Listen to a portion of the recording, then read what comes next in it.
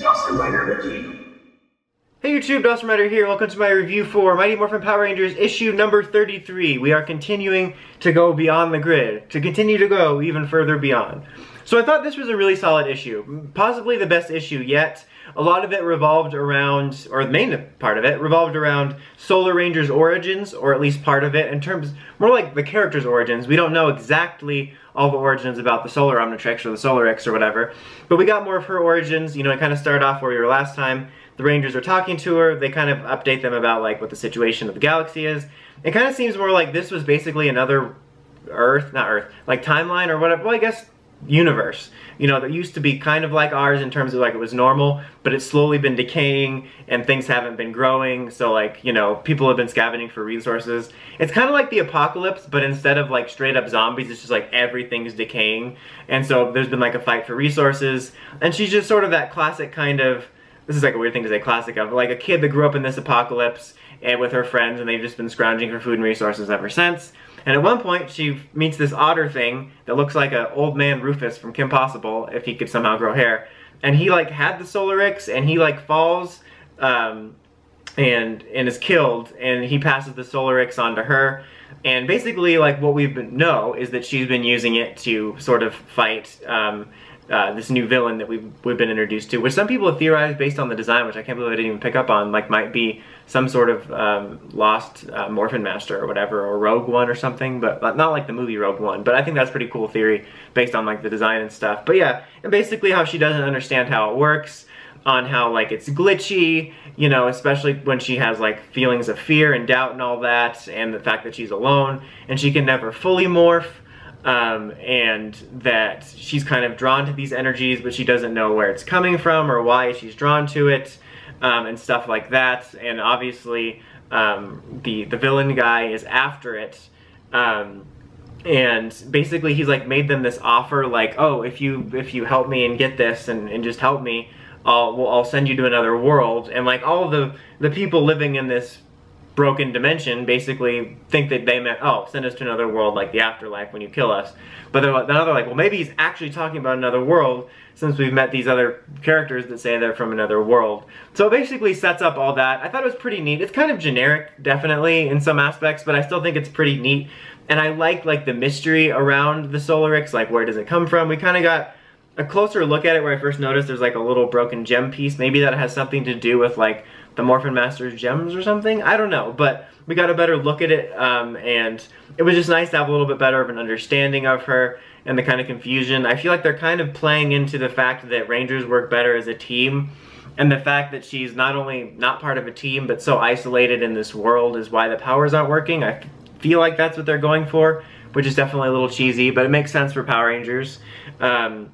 But I mostly liked it. I liked the way it played out. There was some really cool panels in this one. I felt like they had less confusing panels. There actually wasn't any confusing ones. Like I talked about in the other one, there was some like needlessly confusing layouts that bothered me. There was one part where like the dialogue went around that I didn't like, but like there was some really cool bits. Like there was this really neat bit when she was talking about like the powers not working right when she feels certain feelings, and it's like this close-up shot of like the gauntlet, and then on the side are the panels of all like the main Beyond the Grid team saying things. I thought that was super cool. There was even a super cool little bit like right on the first page where all the Rangers are talking to her, and like they're in various states of like phasing in and out of morphing. Like that's kind of the way it is all throughout the issue when they're all talking, the core team.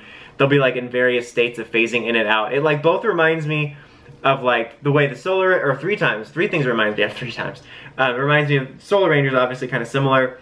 It also reminds me of the way Adam's powers phased in and out when he returned and in space. And then also of like the emissaries when they shift in between the different powers, except they're shifting just between morphed and not morphed. I don't know, it's just kind of a nice touch the way that they keep that going, you know, to showcase that their powers are so unstable. And it also makes just for some really cool looking bits, which I think is neat. And then they basically decide, you know, that she's trustworthy and they want to help figure things out. They bring her back to Promethea and stuff like that. And then they get attacked at the end, and he basically kind of tries to make the Rangers an offer too, like, oh, I'll just take you back home if you just help me get this.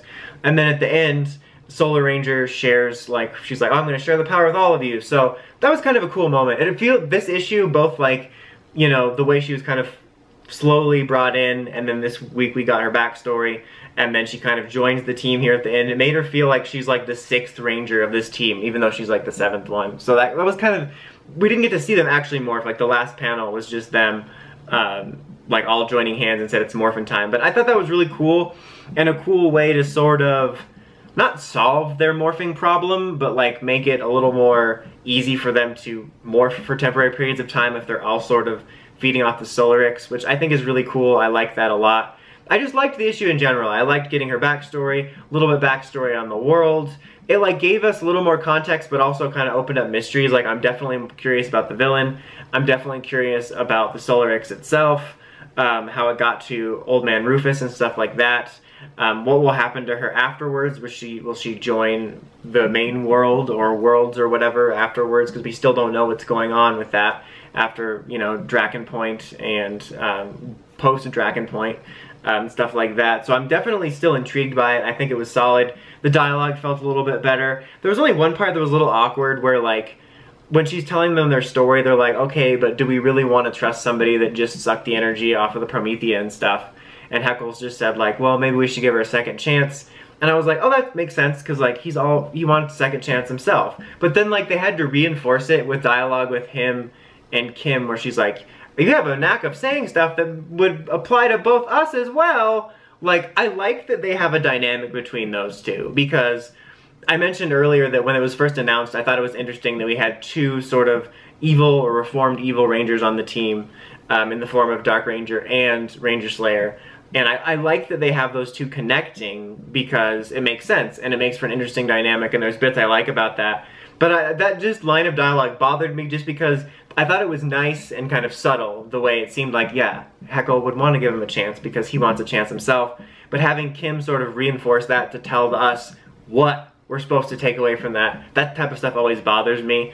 I felt that dynamic could have been better served like in a different aspect in this issue, maybe later with a different type of dialogue. I don't know, just in that moment it just kind of bothered me. It's a really small kind of nitpick.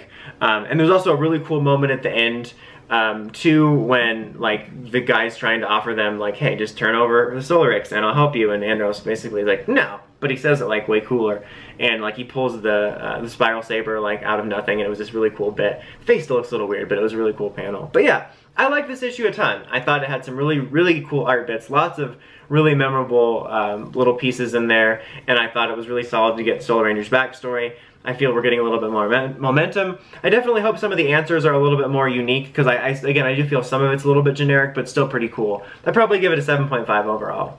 But anyway, until next time, don't forget to like, comment, subscribe, and of course don't forget to climb steps and ring that bell to get notifications for all my videos. Till next time, Dawson Rider, signing out.